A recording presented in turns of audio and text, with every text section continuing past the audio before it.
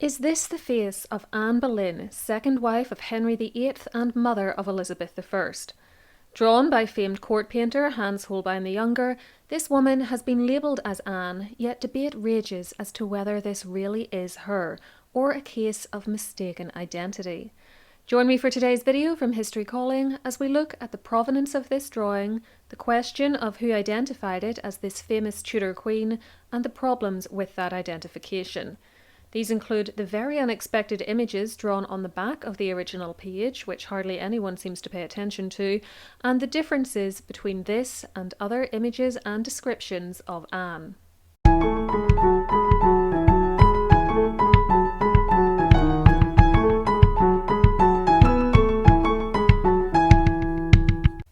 The drawing shows a woman almost in profile, her head turned so that the left side of her face is towards us, though we do get a peek at her right eye. She appears to be neither a child nor a middle-aged or older woman, but such is the nature of drawings such as these that she could conceivably be anywhere from the ages of 20 to 40. I'll be discussing the picture's provenance in full in a few minutes, but for now, all you need to know is that it was definitely created by Hans Holbein the Younger, and it definitely shows a woman from Henry VIII's court.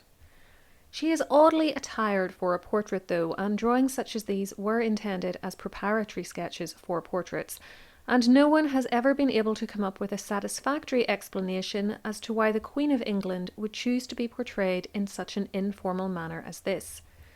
David Starkey and John Rowland suggested in a 1983 article, however, details of which are below, that only a woman of such rank would be able to take such a liberty by being drawn in this way. Rather than a gorgeous and expensive dress and hood, offset by fantastic jewels to show her wealth and status, the lady in this drawing is ready for bed, though admittedly we can still see that she is very well off, even just by what she is wearing here. She boasts a costly nightgown lined with fur, which the Royal Collection Trust posits might be the black satin nightgown given by Henry to Anne during their courtship, though this is something plenty of other women at court would have been able to afford too. On her head is an apparently white linen cap which covers her ears and which is held in place by a band of linen fastened around her head and tied at the back. She has an oval-shaped face, straight nose, a slight double chin, and though the drawing is mostly in black chalk, in the original, and what you're seeing here is actually a photograph of the original, some hints of colour have been added, including a little bit of pink on the lips and golden coloured hair, as you can see here in this later coloured version of the drawing. Across the top left of the image are the words Anne Boleyn, Queen, written in an 18th century hand. This drawing absolutely wasn't done in the 18th century though, so let's turn our minds back to Henry VIII's court to think about when it was created. Hans Holbein made two visits to England. One was between 1526 and 1528. The other started in 1531 or 1532 and ended with his death in London in 1543. During the first, the drawings he made were done on white paper. During the second, he made them on slightly pink paper, as you see in these other examples of his work, which include a picture labelled Lady Parker, which is sometimes erroneously thought to be of Anne's sister-in-law, Jane Parker Boleyn, Viscountess Rochford. See my video on that picture to hear all about why that theory is incorrect. As our Anne Boleyn appears on the pink-tinged paper, this indicates that the picture dates to the 1530s or early 1540s. And of course, if it is Anne, it can't post-date April 1536, as she was arrested at the beginning of May that year, imprisoned in the Tower of London, and executed there on the 19th of that month. Is it her, though? Let's start by asking if it looks like her. The only confirmed contemporary picture we have of her is a damaged portrait medal with a squashed nose which dates from 1534. It shows a woman with high cheekbones and an oval face, but we can't get much more from it. The paintings we have of Anne were all created after her death, though some are old enough that they are conceivably copies of lost originals. The most famous are the bee pattern portraits, so called because they show Anne wearing her famous bee pendant necklace. There is also the checkers ring, which shows her and her daughter Elizabeth, and which dates to the 1570s. I already have videos on both the necklace and the ring, by the way, which I'll link below for you. These all show a slim woman with high cheekbones, brown hair and an oval face, but no double chin. Those who saw Anne in person also described her as brunette and moderately pretty. There is a disagreement about when she was born, with some, myself included, favouring a year of about 1501, and others arguing for around 1507. But either way, the sitter in the Holbein drawing looks to be in the correct age range for a picture done in the 1530s. She does look noticeably heavier than Anne was reported to be, but we might argue that she was pregnant when this likeness was taken. John Rowlands and David Starkey also pointed out that a French observer on the 31st of May 1533, when Anne entered London in preparation for her coronation, said that she was scrofulous, meaning that she suffered from the disease then called scrofula, now known as tuberculosis lymphadenitis. This can cause swelling of the lymph nodes in the neck and might account for the thicker neck we see in the sitter in Holbein's drawing. This foreign observer said that Anne wore a high-necked dress to hide the swelling, but this argument was rebuffed in 1994 by Anne's leading biographer Eric Ives, who explained that, quote, "This reporter was virulently determined to interpret even the traditional high-necked English coronation mantle to her discredit." For me, what is really tough to explain away is the hair colour. The woman in the picture has golden blonde hair, and no one ever said that Anne was anything but brunette.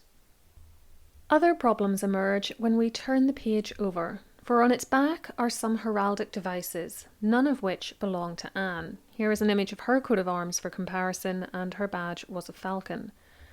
What we see on the reverse of the Holbein drawing is the coat of arms of the Wyatt family.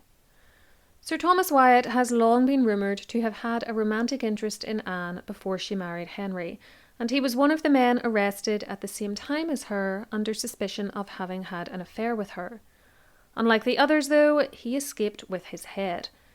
As you can see from this drawing, he also had his likeness taken by Holbein during the 1530s, and given that the Wyatt arms appear on the other side of our Anne Boleyn picture, we must wonder if she was in fact a member of his family who had her image taken at around the same time as Sir Thomas.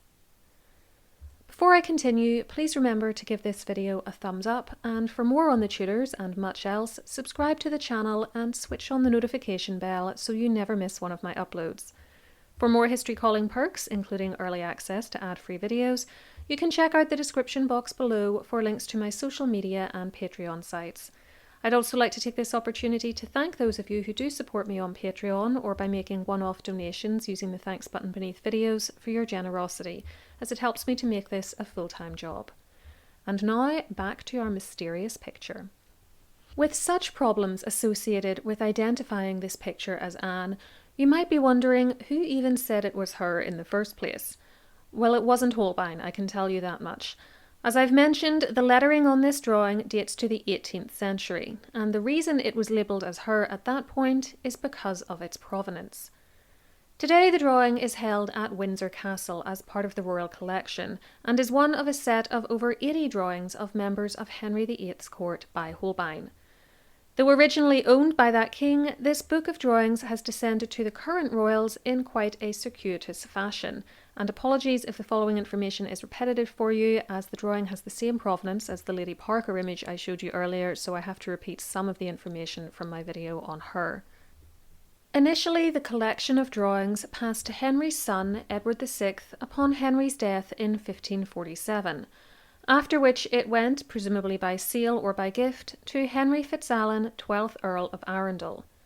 He died in 1580 and left the pictures to his son-in-law, John Lord Lumley. We think they were later owned by Henry Prince of Wales, son of James I of England, before being inherited by his younger brother, Charles I. Charles gave them to Philip Herbert, 4th Earl of Pembroke, in 1627 or 1628, who then gave them to Thomas Howard, 14th Earl of Arundel.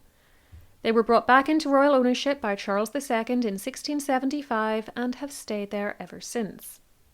While in Lumley's possession, though, the pictures, which were gathered together in a book, were listed in an inventory of his goods taken in 1590 and published in 1904. It describes the book as, quote, "a great book of pictures done by Hans Holbein of certain lords, ladies, gentlemen, and gentlewomen in King Henry VIII, his time, their names subscribed by Sir John Cheke, secretary to King Edward VI, which book was King Edward VI. Sir John Cheke, then, is the man credited with saying that this image showed Anne. Now, Cheke died in 1557, so we must assume that at the time the 1590 inventory was made, there existed a separate list now lost, and that it was this list, or a copy of it, which was used in the 18th century in order to provide the inscription. This therefore requires a leap of faith on our part, for we don't actually know for sure that the later inscriptions on any of the drawings in this great book genuinely originated with Cheke. We have no document written in his hand stating that the woman in the nightcap and fur-trimmed nightgown is Anne Boleyn, and we have to trust that some other, unknown person read his information and interpreted it correctly when adding this legend onto the drawing. It's far from an ideal chain of evidence. Just for the sake of argument, though, let's assume for a minute that he did indicate that this image was of Anne. Can we trust his identification? John Cheke was born in 1514 and became a tutor to the then Prince Edward, later Edward VI, in 1544, having previously studied and worked at Cambridge University. He was therefore not at court during the 1520s and 1530s when Anne was there. Starkey and Rowlands argue that he will have known what she looked like though, writing that one of Cheke's patrons in the early to mid-1530s was Henry's doctor William Butts, who in turn obtained most of his patronage from Anne at this time, ultimately leading to Cheke himself even being able to ask her for a favour for a friend. Thus, say Rowlands and Starkey, he must have known her and known what she looked like, though I remain a little sceptical myself as I'm not aware of any direct evidence that they met. If he didn't ever see her in person, he might still have been able to recognise her if he was exposed to other portraits of her taken from life and now lost to us, but which he thought the drawing looked like. He might also have seen a family resemblance between her and her daughter Elizabeth. We just don't know. What we can say, however, is that there are glaring errors in the attributions given to some other pictures supposedly on his authority. This image of Thomas More's foster daughter, Margaret Giggs, for instance, is called Mother Jack, as you can see by the inscription on the top left. In fact, it is a study for the large group portrait of Moore and his family, which Holbein painted in the 1520s, and you can see Margaret on the far left of the final portrait looking pretty much exactly like she does in the mislabeled drawing. The real Mother Jack was Edward's nursemaid, and a woman whom Cheke must certainly have known, making me wonder if these labels really did originate with him, or if he was just really bad at recognising people. Anne's leading biographer, Eric Ives, was certainly not convinced that the Anne Boleyn image was her. In his biography of the Queen, linked below for you, he noted that in 1649, when the Czech engraver Wenceslaus Hollar had the option of engraving either the image now at Windsor, which we are studying in this video, or another Holbein drawing now said to be of Anne and held by the British Museum, he chose the British Museum one, making this engraving based on it. Both were in the possession of his patron, the 14th Earl of Arundel, during Hollar's lifetime, and so he had access to and could have chosen either one. The one he selected has a 17th century label identifying it as the dead Queen, but as Ives says, why Hollar selected that as a likeness of Anne it is impossible to say. Either he had advice, or the Windsor drawing had not yet been claimed as Anne. Furthermore, we don't know if the tag on what is now the British Museum image, which labels it as Anne, was put there because of Hollar's etching or was already in place at the time he saw it. In a separate article about images of Anne, Ives also argues that neither drawing looks like the portrait medal of her, nor do they look like each other. In addition, he completely rejects the idea that the Queen would have appeared in the state of undress we see in the Anne Boleyn image, asking where on earth the final painting it would have been used to create could have been hung, and saying that some sort of link between the artist and the sitter is a much more likely explanation for the level of intimacy implied by this picture. So where does all this leave us? Well, I have to say that though I sometimes use this image of Anne in my videos on her, as we have so few of her to work with, having now looked into it in this level of detail, I'm actually very sceptical that this is her, and will probably try to avoid using it as much as possible going forwards. Sure, it's a woman from Henry's court during the 1530s or 1540s, but there's really nothing to convincingly connect it to Anne. The hair colour is wrong, the presentation of the lady in her nightwear is problematic, she looks nothing like other images of the Queen, there is Wyatt family heraldry on the back of it, the inscription is 200 years out of date, and it relies on John Cheke, a man who may have never met the former Mistress Boleyn and whose supposed identification of other drawings is demonstrably wrong in some instances, or may have been misinterpreted by later writers through no fault of his own. As always though, I'm keen to hear what you make of this. Let me know in the comments if you think it does or doesn't show Anne and why you hold that opinion. And if you'd like to learn more about this infamous queen, check out one of these videos next. Whatever you choose, please enjoy, and until next time, keep learning.